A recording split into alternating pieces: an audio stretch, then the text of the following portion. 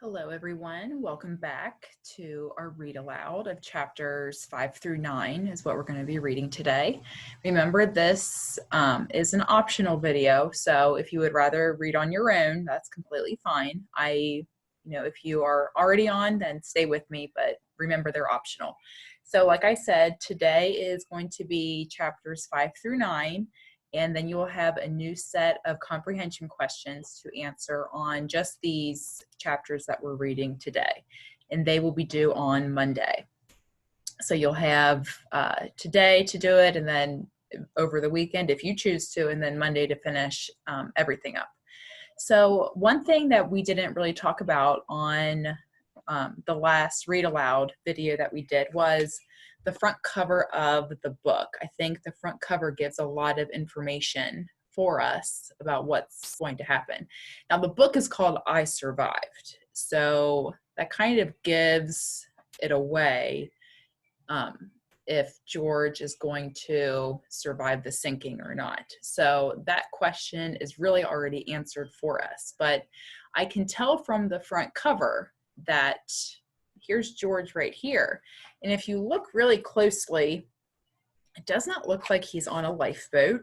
It looks like, he's grabbing onto some type of wood. He's wearing a life jacket and he's looking at the ship while it's sinking. So how he survives and the adventure he goes on to survive, that is something that we still do not know yet. So this is actually kind of an accurate picture of what they believe the Titanic looked like as it was sinking, because it did sink from the front or the bow first. The front part of the boat went into the water, and then the rest of the boat slowly sunk after that. So you can kind of imagine, if you were George looking at this huge ship sinking into the ocean, you can imagine what that experience and what that sight was like. So definitely very unbelievable, scary. People thought it was unsinkable, and here it is sinking right before your eyes. So just some things to think about also. All right, so we read chapters 1 through 4, and you answered some questions for me for the comprehension questions. And so let's just review really quick. So in your head, think who are some characters. So in these chapters, our main character is George. We have his sister Phoebe. We have Aunt Daisy. We've met Thomas Andrews. And we've also met some other people, some friends, unexpected friends that are from Italy. Do you remember those names? Enzo. And he was the little boy. And Marco, is that his name? I'm blanking right now. Let me look back. Is it his name, Marco? I'm double guessing. Yes, it's Marco. Sorry, my brain stopped.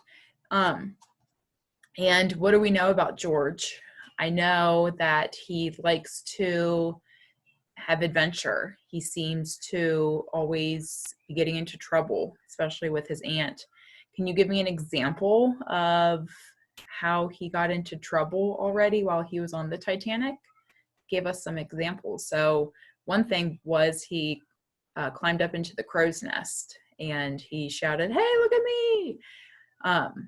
And he also slid down the railing of the first class staircase and completely hit a first class lady that was draped in diamonds. So that probably didn't make a lot of people very happy. So he definitely has a lot of adventure, an adventurous side of him, which you're going to learn a little bit more in this next set of chapters. So let's go ahead and start reading. So we're on chapter 5, which starts on page 23. So if you need to get your book, pause the video so you don't miss anything. Here we go. Chapter 5. At dinner that night, Aunt Daisy raised her glass. "To George, no trouble for an entire day." They clinked their glasses together just as an old man stopped by their table. "Mrs. Key," the man said to Aunt Daisy, "I've been meaning to say hello." "Mr. Steed," Aunt Daisy said, "what a pleasure. This is George, my nephew, and Phoebe, my niece." Mr. Steed nodded hello. "So," Aunt Daisy said, "what brings you onto this magnificent ship?" Oh, I couldn't miss it, he said. I think all of society is on this ship.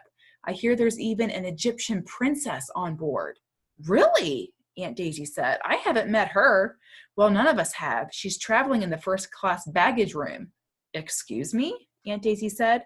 The princess is more than 2,500 years old, Mr. Steed said.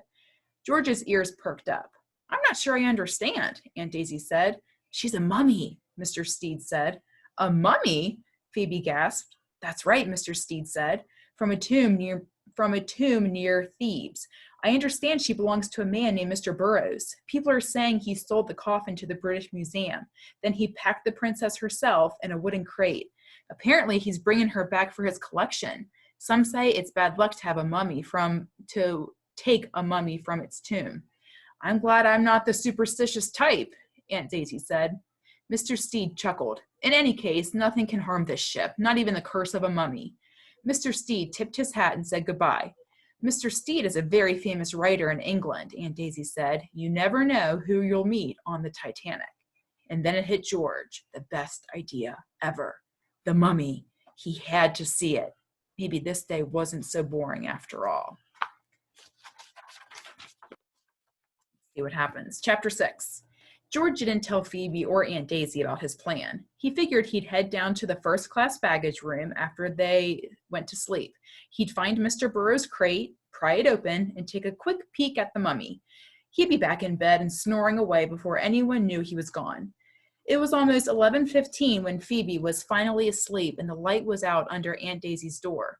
George crept out of bed. He quickly got dressed and put his knife in his pocket. He needed it for prying off the lid of the crate. And who knew? Maybe there was a live cobra in the box, too. George could hope, couldn't he? George opened the door and peeked into the hallway. He wanted to avoid Henry, who seemed to have eyes in the back of his bright orange head. He wouldn't like George creeping around so late at night. But the hallway was quiet. There was no noise at all except for the quiet hum of the engines rising from the bottom of the ship. George loved that noise. It made him think of crickets in the woods at night.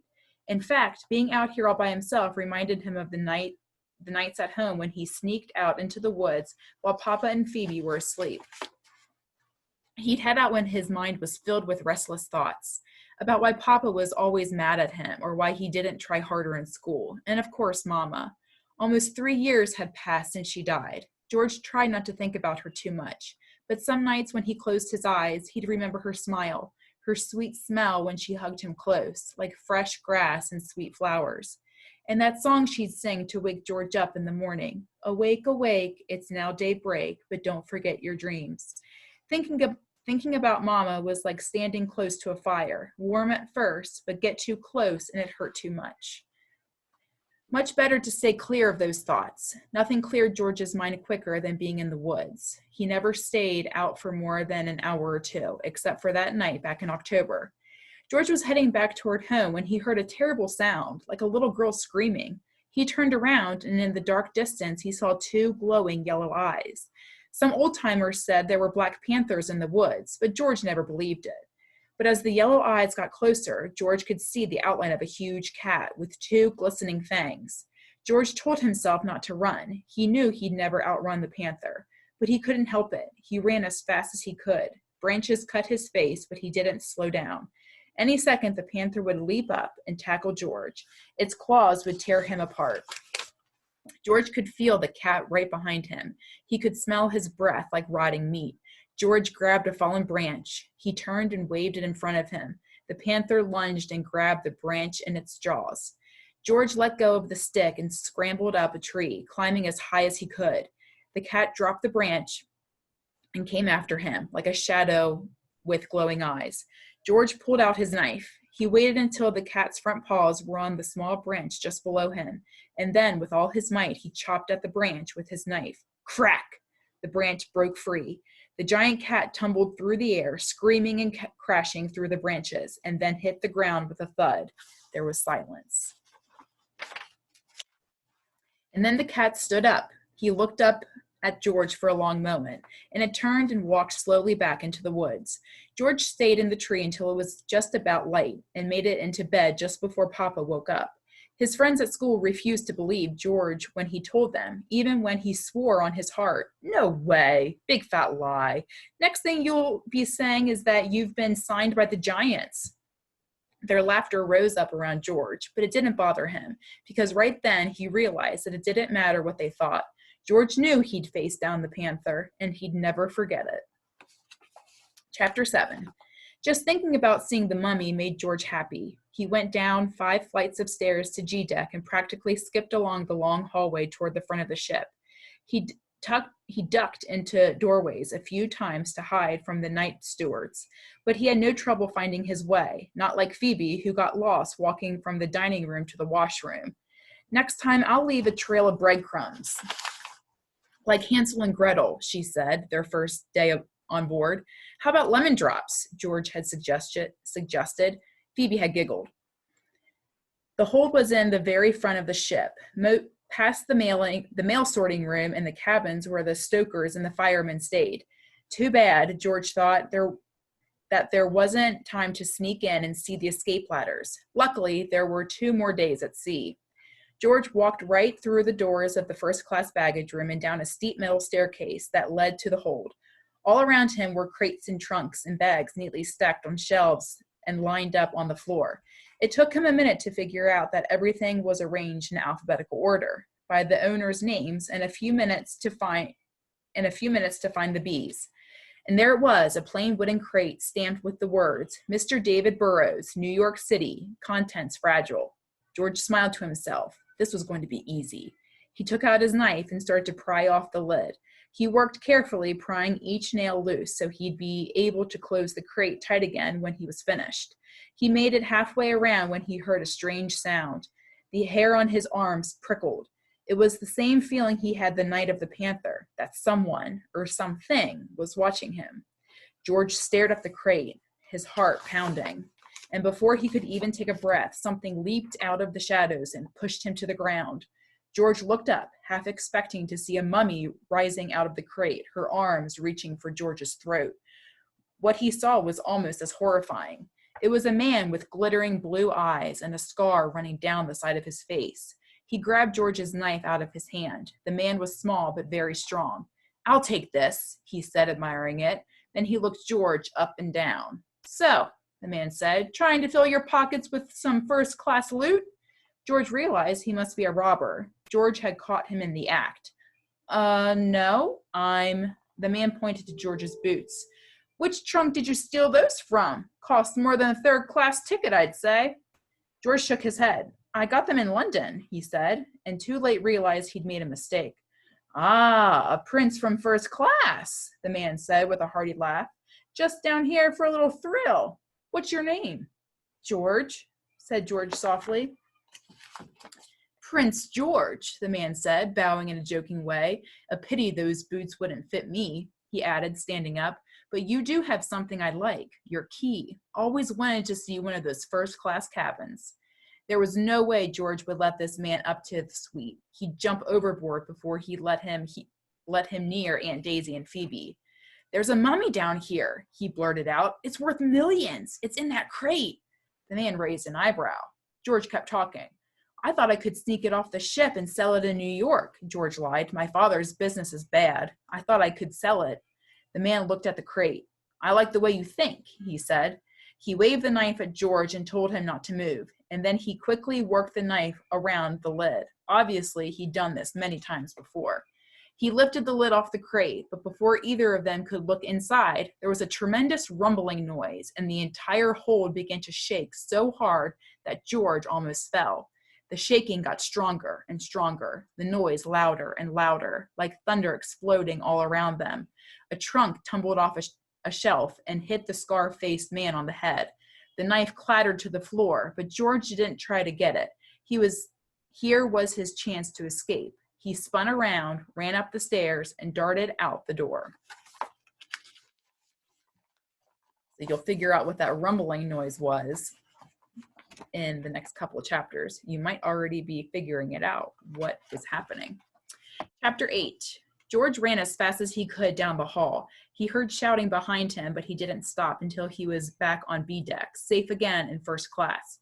A steward hurried past him with a stack of clean towels. "Good evening, sir," he said. George nodded out of breath. Nothing could happen to him up here, he knew. So why was his heart still pounding? It was the ship, he realized, that thundering sound, that shaking in the hold. Had a boiler exploded? Had a steam pipe burst? An eerie silence surrounded him, and George's heart skipped a beat as he realized that the engines had been turned off. The quiet rumbling had stopped.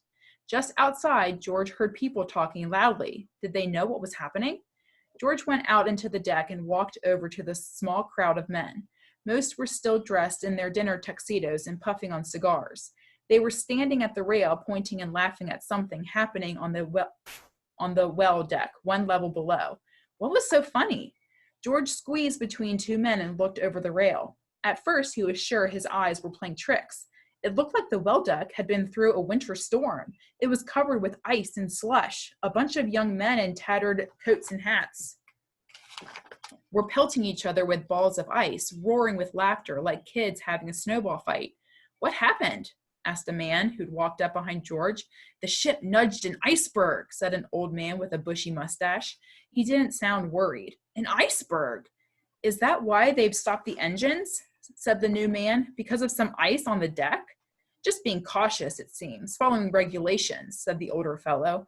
"I spoke to one of the officers. He assured me we'll be underway any moment. Hey there." He yelled down to the young men below. "Toss some of that ice up here."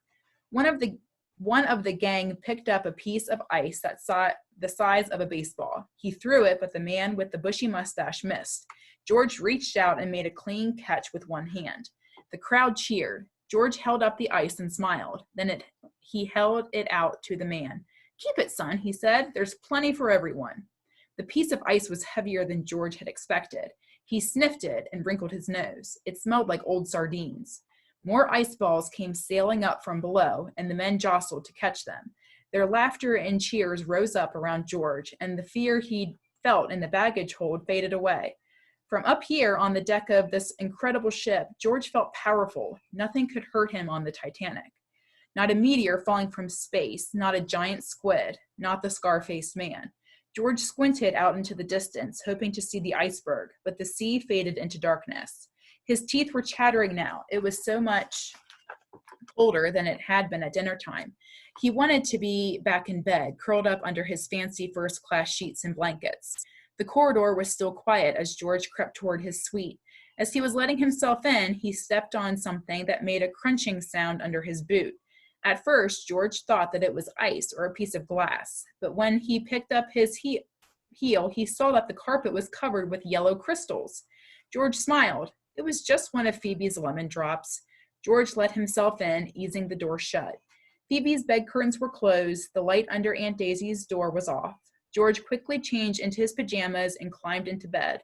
Yes, he was safe, he told himself. He tried to go to sleep, but as the minutes ticked by, his mind got restless. It hit him that his knife was gone forever, and the total silence of the ship seemed to press down on him. Why hadn't the engine started up again? He lay wide awake, listening and wondering. It was almost a relief when he heard someone knocking on their door. So in this chapter, as you all have figured out, that this is when the Titanic hit the iceberg. And the behavior from the passengers described in this chapter, it is very similar to what passengers, how they reacted at first. So when the Titanic hit the iceberg, of course, there were tons of ice that shattered from the iceberg and fell onto the ship.